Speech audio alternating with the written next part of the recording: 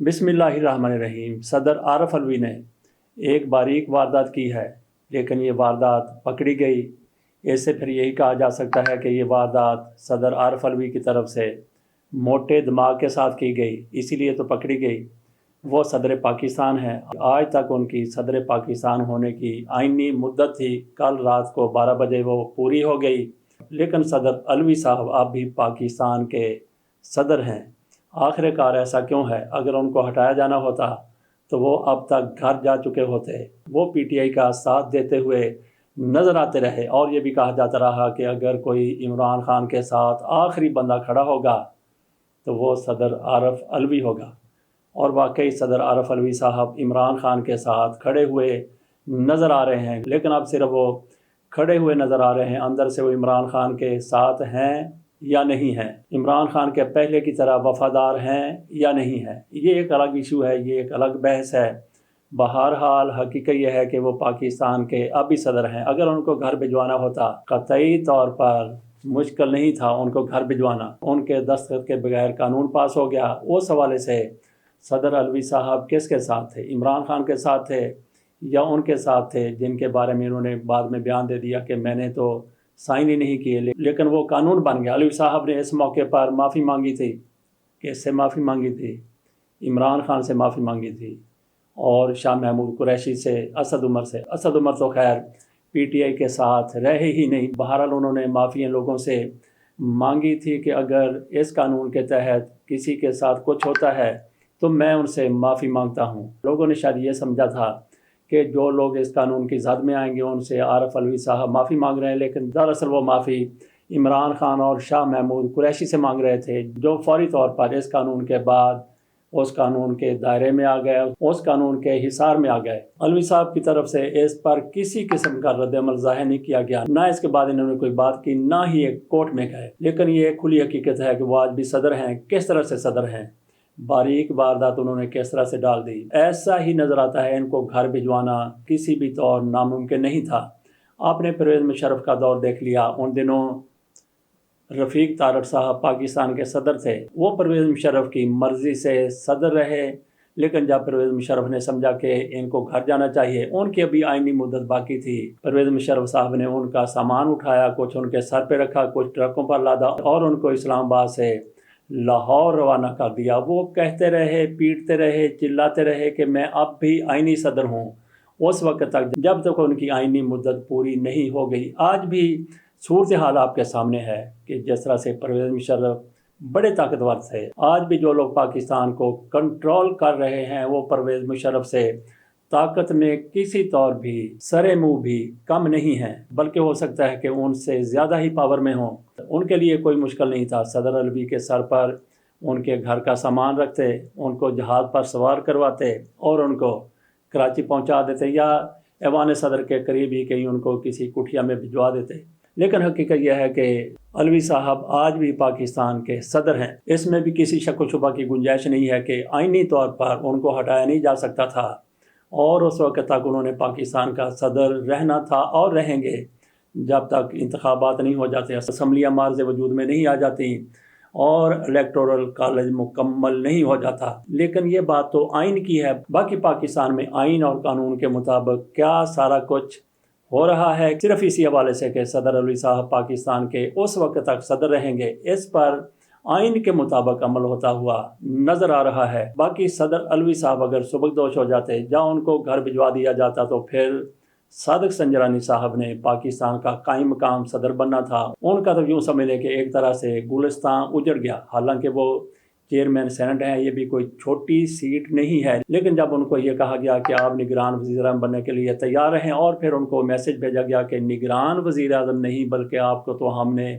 صدر بنوانا ہے، اور اس کے ساتھ ہی پھر قرائے فعال انوار الحق کاکڑ کے نام پر نکل آیا۔ آج کاکڑ صاحب پاکستان کے نگران وزیر اعظم ہیں، اور صادق سنجرانی صاحب پاکستان کے صدر بننے کے خواب دیکھ رہے تھے، لیکن وہ خواب سارے کے سارے ٹوٹ گئے جب صدر الوی صاحب کنٹینیو کر رہے ہیں۔ اور پھر مولانا فضل الرحمان کا تو گویا آشیاں جل گیا، گلستان جل گیا۔ مولانا فضل الرحمان یقین کیے بیٹھے تھے کہ پاکستان کا میں صدر بنوں گا۔ وہ صرف آج صدر بننا نہیں چاہتے تھے، بلکہ جب عمران خان کی حکومت کا خاتمہ ہوا تھا اس کے فوری بعد مولانا فضل الرحمان نے جبہ سلوا لیا، نئی دستار بنوا لی، حلف کے لیے تیار ہو گئے کہ عارف الوی کی چھٹی اور میں پاکستان کا صدر بنوں گا۔ ہو سکتا ہے کہ مٹھائیاں بھی تقسیم کر دی گئی ہوں اس وقت بھی، اور آج بھی جب صدر الوی پاکستان کے صدر کے طور پر برقرار ہیں، مولانا فضل الرحمان صاحب کس آگ میں جل رہے ہوں گے، کس طرح ان کا گزارا ہو رہا ہوگا، اس بارے میں وہ جانتے ہیں یا پھر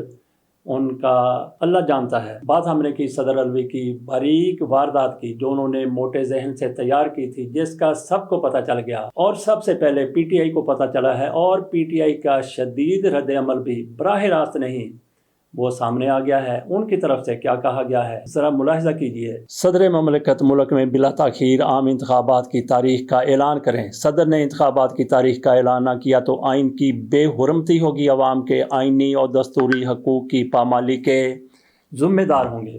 یہ صدر الوی صاحب سے پی ٹی آئی کی طرف سے اعلامیے میں، باقاعدہ اعلامیے میں کہا گیا ہے کہ اگر ایسا نہیں ہوا تو پھر آئین کی پامالی کے آپ ذمہ دار ہوں گے۔ تو آج کل جب بھی آئین کی پامالی کی بات کی جاتی ہے، ساتھ ہی سنا دیا جاتا ہے کہ آئین توڑنے پر، آئین کی پامالی پر، آئین کے استحصال پر آرٹیکل 6 لگے گا۔ یہ پی ٹی آئی کی طرف سے اپنے ہی صدر کے بارے میں اس طرح کے غصے کا، اشتعال کا اظہار کیا گیا ہے۔ اس سے اندازہ ہوتا ہے کہ صدر الوی صاحب نے جو باریک واردات کی وہ پکڑی گئی اور خود ان کی پارٹی نے پکڑ کر تشت از بام کر دی۔ یہاں پہ سوال یہ بھی ہے کہ عارف الوی صاحب کتنی مدت کے لیے صدر رہیں گے؟ اگر وہ اسی طریقے سے سر جھکا کر کام کرتے رہے تو ہو سکتا ہے کہ ان کو پوری کی پوری مدت مل جائے۔ اور الوی صاحب کب جھکے ہیں؟ جیسا کہ کہا جاتا تھا کہ عمران خان کے یہ بہت بڑے وفادار ہیں، اب جھکے ہیں یا شروع سے جھکے ہوئے تھے؟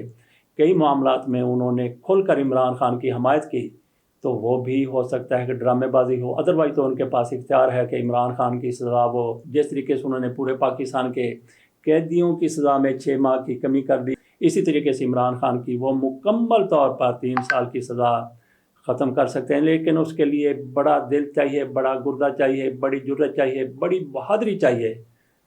صدر الوی صاحب نے کچھ نہ کچھ عمران خان کی حمایت میں کیا، تو وہ بھی یوں لگتا ہے کہ شاید ڈرامے بازی ہو۔ اب کہا جا رہا ہے کہ صدر صاحب انتخابات کی تاریخ کا اعلان کر دیں۔ یہی پی ٹی آئی کی طرف سے مطالبہ کیا گیا ہے، یہی وکلاء کی طرف سے مطالبہ کیا جا رہا ہے، دیگر بھی کئی حلقے یہی مطالبہ کر رہے ہیں۔ صدر الوی صاحب ڈیٹ دینے کے لیے تیار نہیں ہیں، وہ ڈیٹ نہیں دیں گے۔ اگر انہوں نے انتخابات کی ڈیٹ دینی ہوتی تو اب تک دے چکے ہوتے۔ ان کو صدر اسی لیے برقرار رکھا گیا ہے کہ وہ اس معاملے سے پسپائی اختیار کر چکے ہیں۔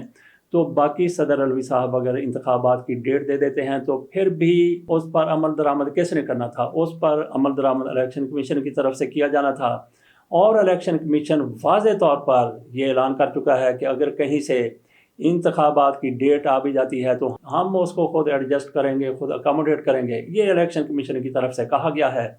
تو صدر الوی صاحب اگر انتخابات کی ڈیٹ پہلے دے دیتے اس پر اس وقت عمل ہونا تھا، اور نہ ہی اب اگر ڈیٹ دے دیتے ہیں تو اس پر عمل ہونا ہے، تو اس سب کا صدر عارف الوی کو بالکل معلوم ہے، پوری طرح سے معلوم ہے، واضح طور پر معلوم ہے۔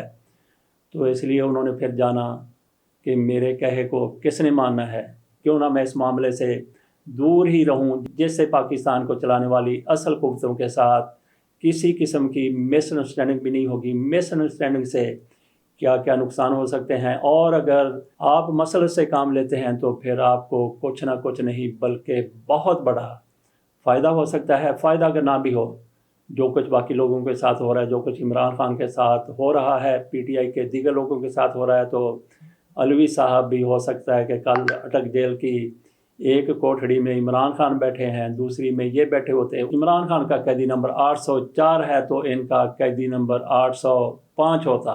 ویسے تو جس طریقے سے یہ عمران خان سے کندھے سے کندھا ملا کر چلنے کی بات کرتے رہے ہیں، اگر وہ 804 ہیں تو یہ 805، تو اس سے واقعی ان کا عمران خان سے کندھے سے کندھا ملا کر چلنے کا عزم واسق ہوتا ہوا نظر آتا ہے۔ اس کے ساتھ اجازت دیجیے، اللہ حافظ۔